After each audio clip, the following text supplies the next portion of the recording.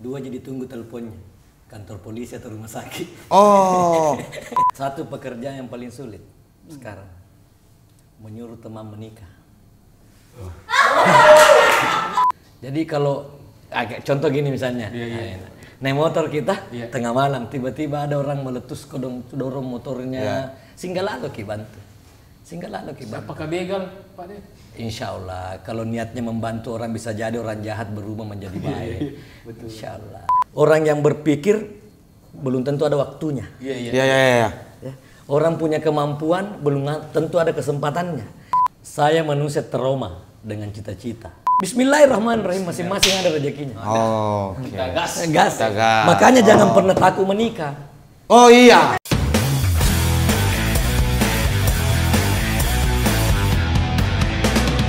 Jarang bikin Jarangnya mi.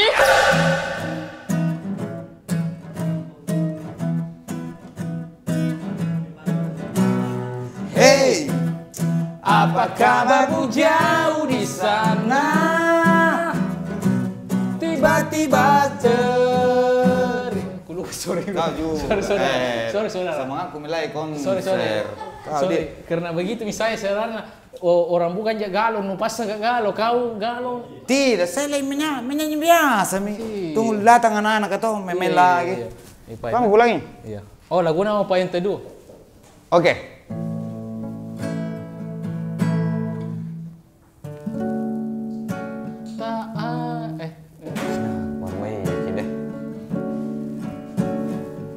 Berdua saja, bagaimana nih?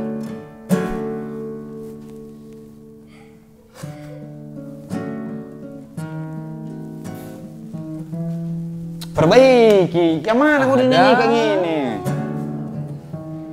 Yang tak sempat tergambarkan oleh kata. Assalamualaikum. Waalaikumsalam warahmatullahi wabarakatuh. Iya, Pak. Di mana alamatnya ini? Oh, Coba, kita cari Pak. alamat. Iya lama pindah ini Pak. Iya. Kenapa tak lagi rumah nih itu Pak? Iya. Tadi dulu bikin dulu. Yo, kabarin teman tak lagi Pak. Bisa Nanti dulu sambil sini. saya cari juga kawan Iya, Pak. kabarin anak-anak di belakang, anak di kompleks gitu. Anak di kompleks gitu. Iya. Ya sini ya. Oke. Bukan kita yang ada di Umi kemarin deh. Iya. Bukan. Oh, salah orang ke kapang. Salah Iya. tamu juga kapang ini. Bukan kita yang biasa saya lihat di Metro TV itu sering masuk TV One apa. Kita nih. Kenapa? Tepuk tangan dulu Bapak Sakit Sabara. Aduh. Itu bilang dari jauh tadi. Siapa datang ini? Tapi saya kira bukan masa mau tanya alamat di tempat anak-anak. Ada kayaknya lagi Ada mungkin urusan di belakang di kompleks anak-anak di sini tuh. Bagaimana kabar ini Pak De? Iya. Alhamdulillah. Bukan mi Pak De diganti mi. Jadi apa ini sekarang nih Wangin? Jadi pengangguran sih. Tadi. Makanya pergi cari tempat nongkrong. Oh, cari tempat salah Ki. nongkrong. Di sini mi tempat yang tepat di sini Pak De. Cari tempat nongkrong dulu supaya bisa tetap senyum-senyum. Iya, karena memang lagi jarang Ki senyum akhirnya. tidak tahu 8 tahun hampir jarang senyum. 8 tahun Pak De. Waktunya mi kembali senyum. senyum. Karena mahasiswa terus. 8 tahun itu kenapa Domba-domba itu? terus. Domba-domba terus. Domba-domba terus Pak De. Kalau malam dua jadi tunggu teleponnya. Kantor polisi atau rumah sakit. Oh, berarti ini momen-momen 8 tahun ini Pak De kemarin ya? itu terus sih. Kalau tengah malam ada lagi telepon polisi, kantor polisi kah, rumah sakit kah, siapa sih? Itu terus bakulan Itu selama 8 tahun dulu kemarin. Biar Tommy bukan itu ditelepon kaki domba-domba kisah. Oh iya. Tapi mungkin teman-teman ini ada yang sudah tahu dengan sosok beliau ini, Ya. Kak Sakir Sabara. Kakak saya pikir Kakak, bagus lebih mudah dilihat dia daripada kita ini. Betul. Toh? Dan tentunya banyak aksi-aksi humanis yang dilakukan. Kemanusiaan juga. Kemanusiaan ya. Sampai akhirnya ada membuat buku. Nah, itu dia yang kita mau gali. Tapi sebelum semua itu kan kita yang awal-awal dulu tipis-tipis ini. Tipis-tipis dulu ya. Iya, kesibukan Pak De sekarang setelah menjadi dekan? Setelah menyanyikan. Jadi dosen. Jadi dosen. Oke, tetap di FTU menjadi dosen. Oke, Dosen kembali biasa. menjadi dosen biasa. Dosen siklusnya memang begitu. Oh iya. Tapi enggak bisnis, enggak coba bisnis Pak. bisnis badi kayaknya biar gagang pintu Pak De badi kuliah. Saya nggak tahu bisnis. Yang jago bisnis kemarin. Enggak, dia lebih ke menipu. Kalau Pak De ini sebenarnya lebih senang membantu orang bisnis. Nah, itu dia. Iya. Kadang itu begitu orang, enggak tahu berbisnis tapi bantu orang bisa. Ini Pak De senang ngurus orang, tapi enggak tahu urus diri sendiri. Nah, itu. Jujur Pak De, saya kadang mau tanya Ki itu cuman enggak enak. Bilang lihat dia Ki juga derita Pak De. Karena satu pekerjaan yang paling sulit sekarang menyuruh teman menikah. Biasa memang berat itu Pak De. Saya ada teman deh. Berat persoalan. Saya ada temanku Pak De. Kok jauh susahnya. Capek. Saya mulai dari berapa tahun sama capek. Karena memang habis menjurus. Habis semua perkataan apa sama nasihat tidak ada habis. Susah emang itu. Susah. Memang susah memang tanya teman menikah tuh. Pak De ini istilahnya langsung ronseng. Langsung dada ya? Iya. Langsung dada. Langsung ronseng. Kegiatan-kegiatan di luar akademik sekarang ini Pak De, biasanya lebih sering apa ini Pak De? Tetapi itu, kalau ada kegiatan-kegiatan kemanusiaan, supporting UMKM, teman-teman untuk tetap semangat, maju, apalagi era digital ini, kayak ini tempat nongkrongnya ini, keren sekali. Terima kasih Pak De. Ini masih di utang Pak De. Nah, Pak De, saya sebenarnya ini penasaran sama masa kecil tak bagaimana. Maksudnya bagaimana didikan orang tua sampai segitu pedulinya sama orang tuh kadang bilang, Pak De. Kalau orang tua saya kan backgroundnya polisi dulu. Polisi dulu Pak De. Polisi. Jadi keras, tegas, keras. Masa kecil ya tidak ada tidur siang kita. Pokoknya harus tetap produktif. Nggak ada istilah manja-manja dan sebagainya, nggak ada. Tapi cuma kalau untuk bantu orang ya memang selalu dari dulu di situ. Selalu pesannya orang tua, selesaikan urusan orang. Tuhan yang akan selesaikan urusan kita. Selalu ada campur tangan. Bantu saja orang, tulus, ikhlas, insya Allah urusanmu Tuhan yang selesaikan. Dan itu selalu dirasa Pak De? Bukan lagi, perjalanan hidup saya seperti itu. Allah Maha mengatur skenario. Ya dulu kayaknya keras-keras juga kehidupannya ini Pak De. Keras, tiba-tiba bisa jadi di posisi keras ini. Kehidupan saya.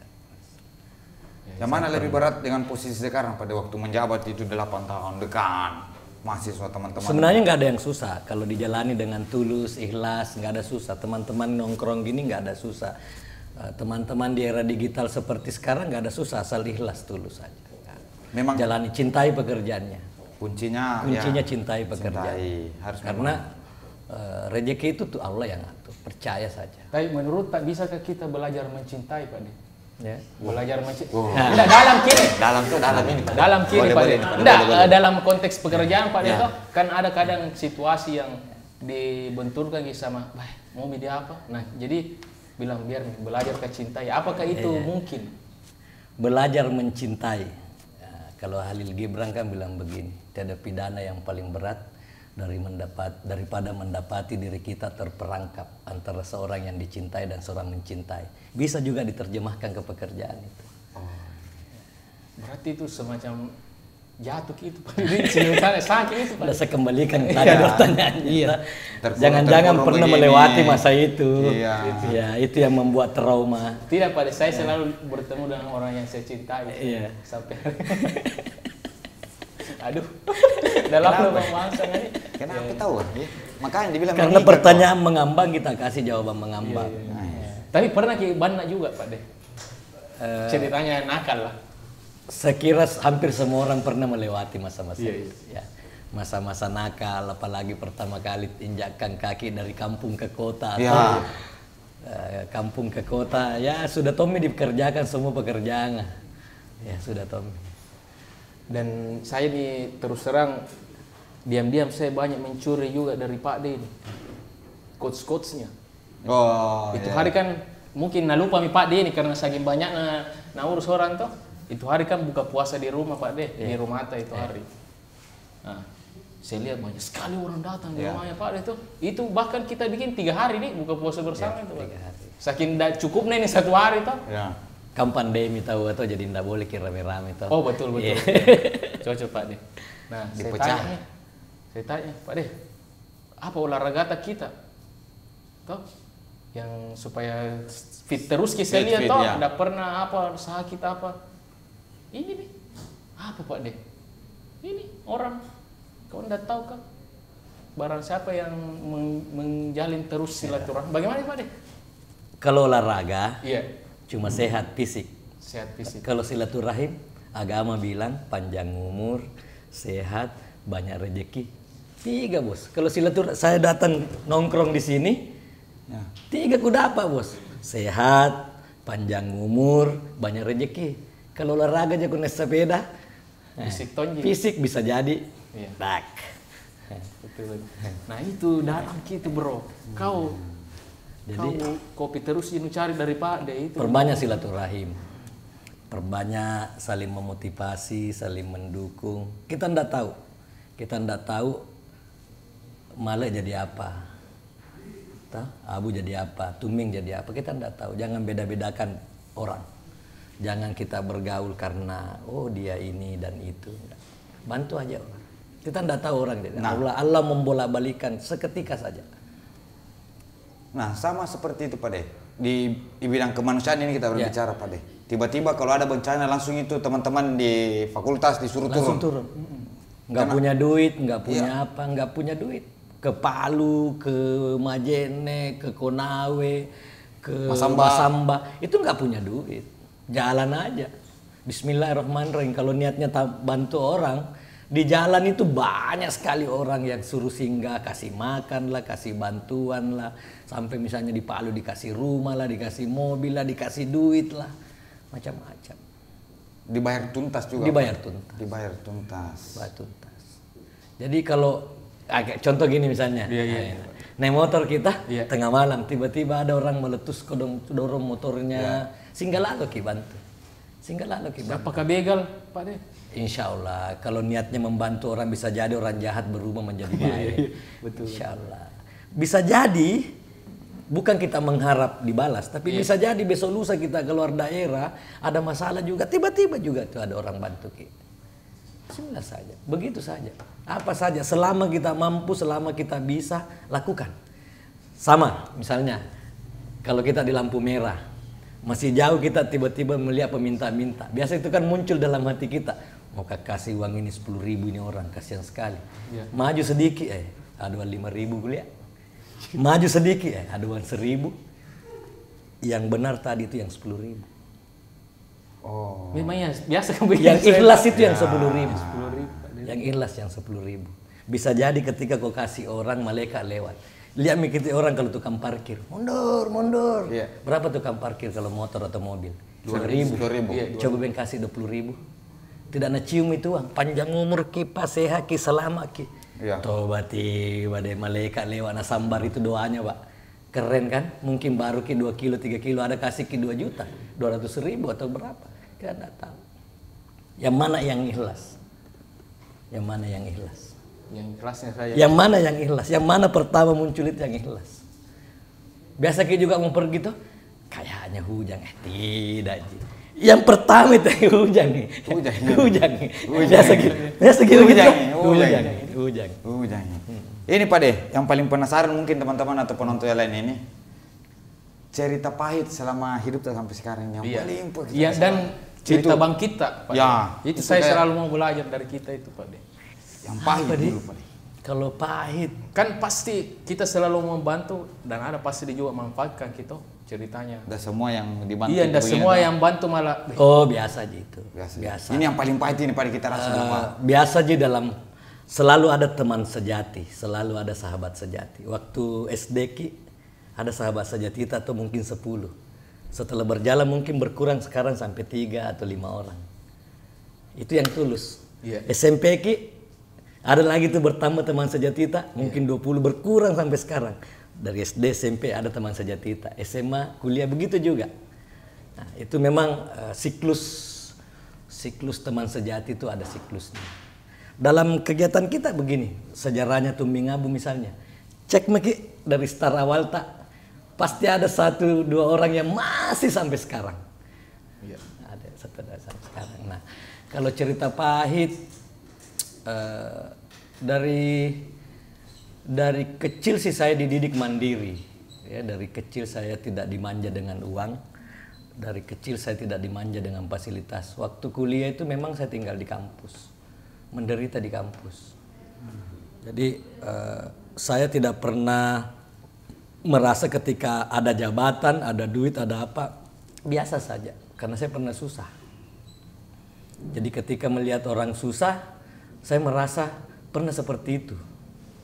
Rasanya wajib, rasanya sekecil apapun saya bantu mereka. Bahwa mereka besok lusa mau lupa, mau apa, nggak pusing. Tidak semua kita baik sama orang, itu orang akan baik sama kita. Jangan mengharap seperti itu. Allah sebaik-baiknya yang membalas. Kalau Allah yang balas, pas-pas. Kalau kita mengharap balasan dari mereka yang pernah kita bantu, bisa kurang, bisa kita kecewa. Atau berlebihan, kita jumawa atau sombong. Ya enggak usah, bantu aja. Mau lupa atau ingat, itu bukan urusannya kita. Urusannya. Tapi kenapa Ki? Maksudnya, kenapa selalu dulu-dulu itu pada kuliah Ki, mau termotivasi Ki, kayak langsung bencana, kenapa langsung bilang anak-anak berangkat, ini malam langsung packing apa segala macam begini? Iya, karena boleh. Bayangkan coba kalau ada kejadian bencana seperti itu, tidak ada apa-apa orang. Selama kita mampu, lakukan. Banyak yang mungkin pada orang berpikir cuma tidak ada action ya. Iya, bisa jadi. Makanya orang yang berpikir belum tentu ada waktunya. Iya. Ya. Orang punya kemampuan belum tentu ada kesempatannya. Sekarang kita yang punya kemampuan, kita mungkin tidak punya kemampuan secara materi, tetapi ada kemampuan secara fisik, ada kemampuan secara waktu. Maka kitalah menjadi jembatan orang yang punya kemampuan materi, kemampuan apa. Sama aja. Baku sambun ini cerita. Sehingga orang bisa terbantu.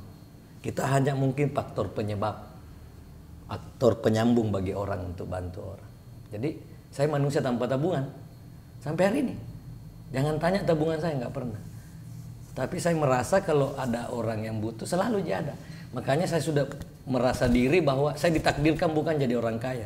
Karena kalau ada uangku banyak tong proposal. Oh jadi banyak tong. Banyak tong. Tapi kalau tidak ada uangku tidak ada tong. Lebih itu di warkop kah? Tiba-tiba ada Pak Dedi. Nggak pernah tong. Pak Dedi. Mana notan Pak Dedi? Begitu. Tapi kalau tanya tabungan, nggak ada tabungan saya. Nggak ada. Tapi untuk keluarga mungkin pada Bismillahirrahmanirrahim, masing-masing ada rezekinya. Oh, kita gas. Makanya jangan pernah takut menikah. Oh iya, itu Apalagi, salah satu ketakutan paling terbesar kan itu Pade. Masing-masing orang keluar dari rahim ibu menggenggam rezekinya masing-masing. Nah. Saya cewek, kau cowok, ketemu dua genggaman bertambah. Begini Pade. Bertambah, menumpuk. Nah, mau dikelola dengan baik. Kenapa yang kau ragukan? Apa yang kau ragukan? Ada pada masalah buku tato. Apa kau ragukan? Kenapa lagi ke buku? Pada nanti salah satu orang yang saya mention lah juga nanti di insya Allah di hari yang berbahagia. Calon dulu, tanya dulu. Kapan dulu? Iya. Panas calon saja lah susah awal lagi. Masalahnya mau lagi dulu. Nah, cara memilih jodoh yang baik. Itu toh pertanyaan. Ya. Cara memilih jodoh. Saya ini buta. Ada di dalam hati kita itu. Ada di dalam hati kita itu. Cuma biasa itu Tuhan hanya menitipkan sekali. Jangan sampai. Enggak, maksudnya begini. Contoh ide.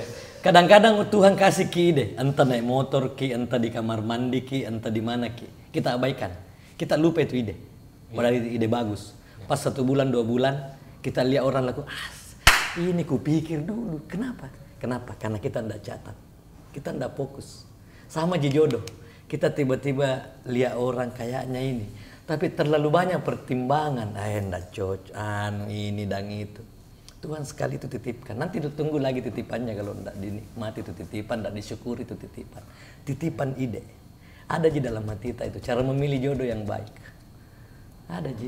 Naluri itu. Nalurinya. Ya tapi naluri ini diyakini, bukan dibawa lagi ke otak untuk di matriks bahwa ini suka begini. Oh tidak, dihilangkan itu otak. Dihilangkan. Di sini toh terus.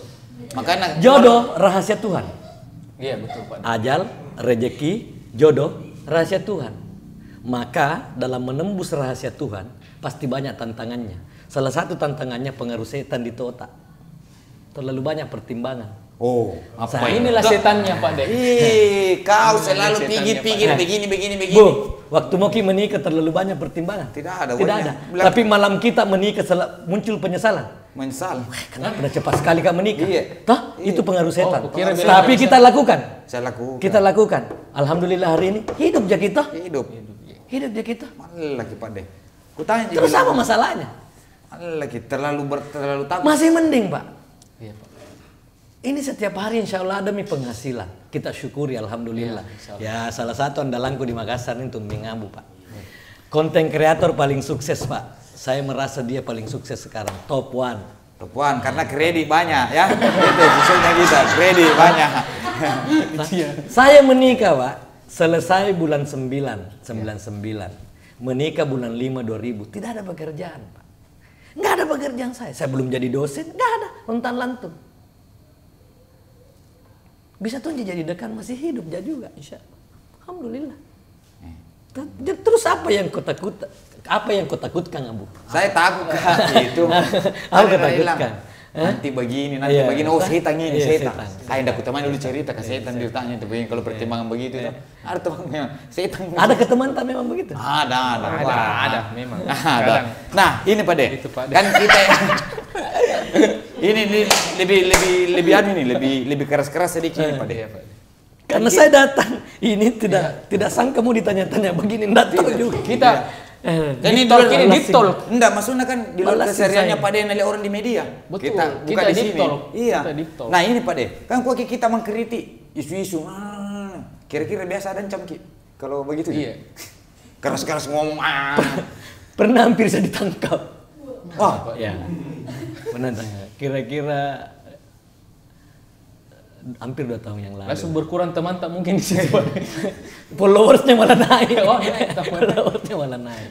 Iya. Itu maksudnya enggak usah detail Pak De. Kritikan apa yang dibuat sehingga? Kritikan kepada penguasa negeri. Oh. Jadi sudah ada tim penangkapnya, sudah ada tim pemeriksanya. Ya. Alhamdulillah. Masih Tuhan tunjukkan. Makan kacoto susu jam 3 nah bilang itu orang gara-gara sakit sawaram ini kita begadang. Nah, saya di depannya kasihan.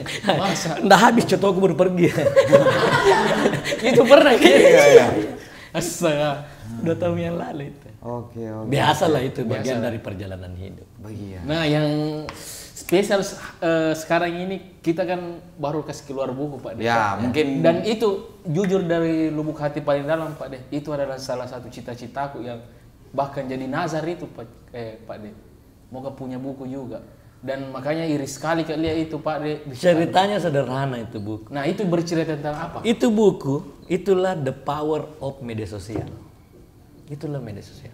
Saya tidak pernah bayangkan postinganku selama ini di media sosial, kegiatan-kegiatanku atau quote-quoteku saya posting, itu ternyata teman dokter Faisal itu bilang, bagus sekali nih bikin buku. Jadi buku itu diambil dari media sosial, dinarasikan. Oke. Jadi misalnya Abu Tumim perjalanannya, mulai mikir saja. Tinggal tambah sedikit sejarahnya bagaimana bisa ketemu dengan saya. Tapi YouTube-nya, Instagram-nya ada yang perjalanannya itu sebenarnya Abu Tumim. Bisa dilihat mulai dari awal kameranya masih gelap, masih miring-miring, masih apa. Di situ bisa banyak cerita. Ada momen-momen yang bisa, oh waktu ini masa-masa susah gini. Waktu ini waktu tidak ada uang ini. Waktu ini satu piring berlima makan Indomie ini. Itu dicerita. Untuk menginspirasi orang. Untuk menginspirasi saja orang. Jadi buku saya itu perjalanan saya, kisah-kisah saya, cerita-cerita liar saya yang saya tidak sangka bisa jadi buku. Nah itu Pak De, di mana kalau mau baca itu?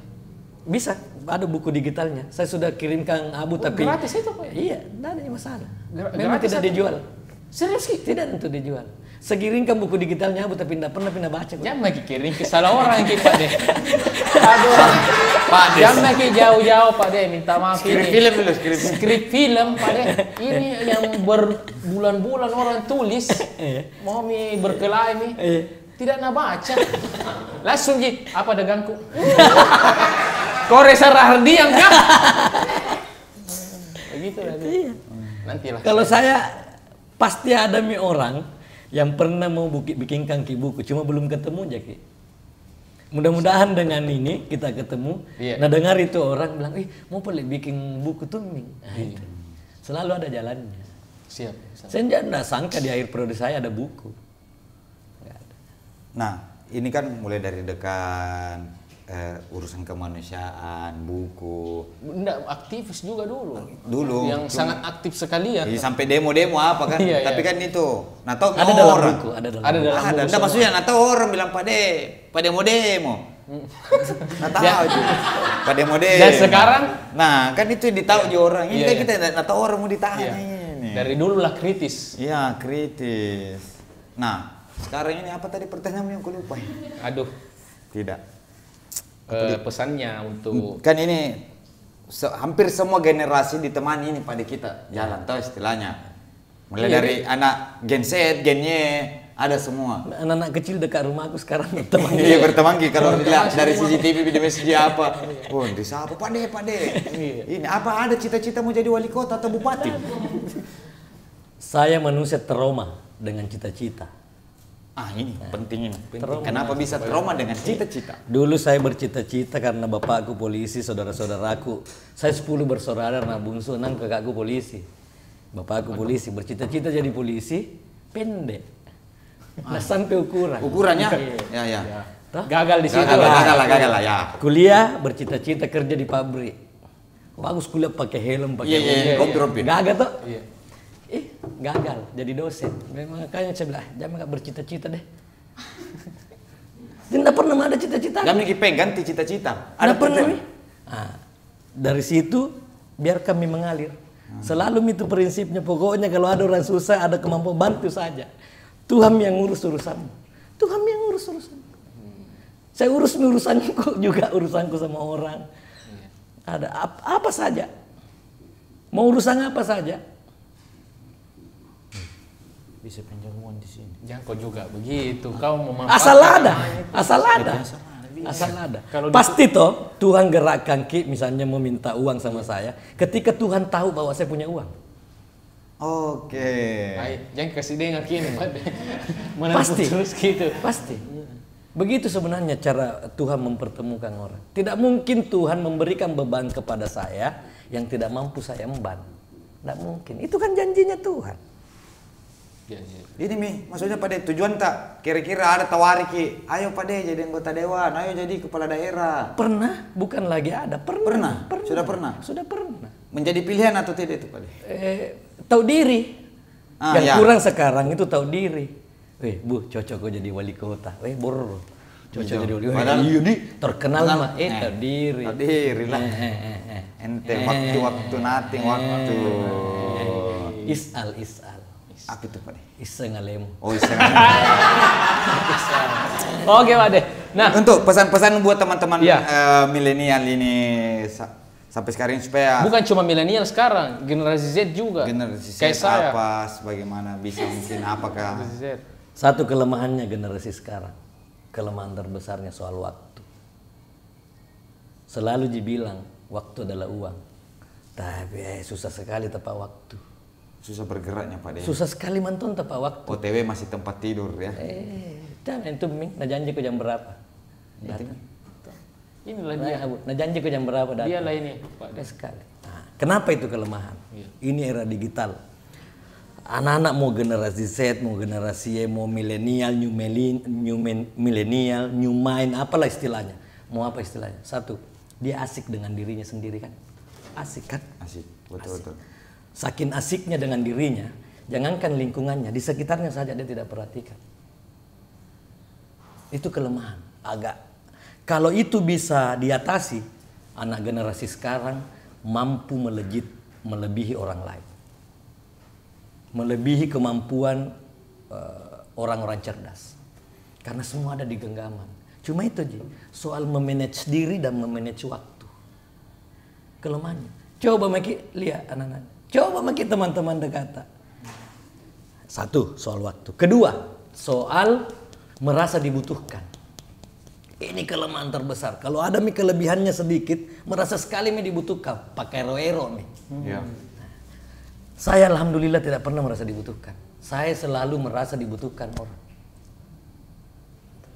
Saya selalu merasa membutuhkan orang. Saya tidak pernah merasa dibutuhkan. Makanya kalau ada janji, kayak kita janji, misalnya jam sekian, saya berusaha datang sebelumnya. Kalau saya tidak mampu tepati misalnya jam 10, maka 1 jam sebelumnya saya harus sampaikan ke orang, tidak mampu Kak. Supaya orang tidak terganggu urusannya dengan yang lain. Bayangkan orang menunggu kita berjam-jam, dongkol.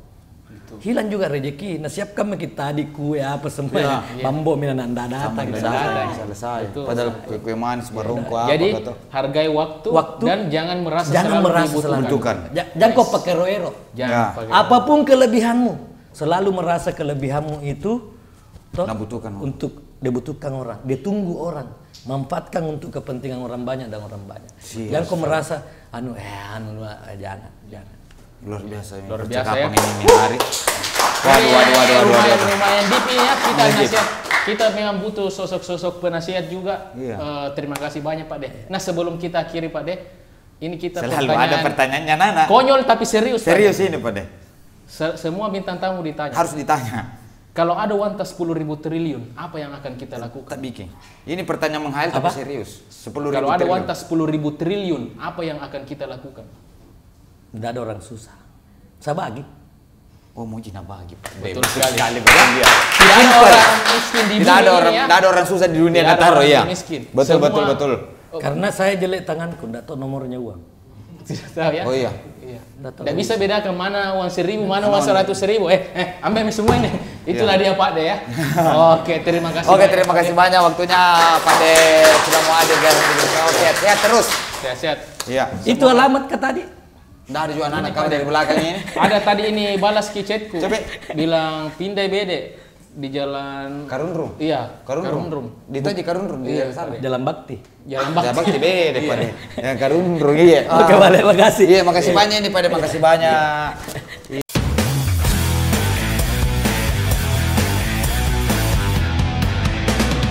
Jarang bikin so. Jarang nyemi.